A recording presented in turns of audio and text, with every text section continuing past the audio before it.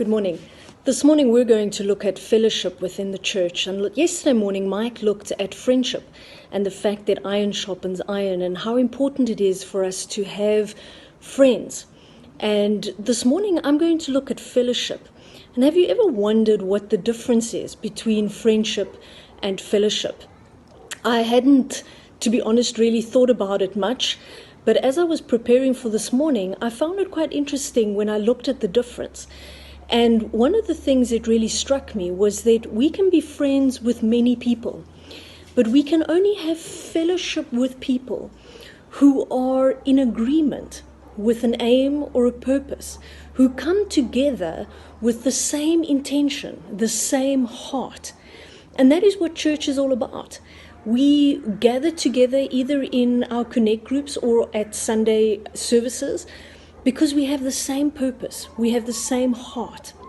We might not be friends with everyone in church, but we certainly have fellowship with each other because we meet to serve the same God. We meet with the same purpose, which is to go into the world and make disciples.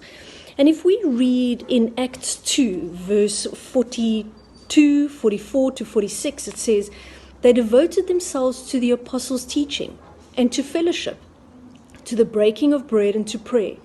All the believers were together and had everything in common.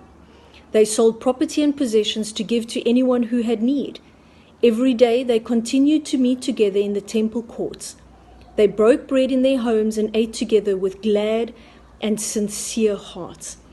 And this is what God is calling us to do, to not neglect the fellowship, where we don't neglect to come together as a group of people with the same purpose.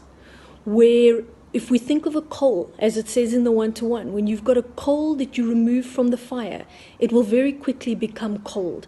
And if we remove ourselves from the fellowship of those who have the same belief as us, we will grow cold and we will lose our passion that we have for Jesus.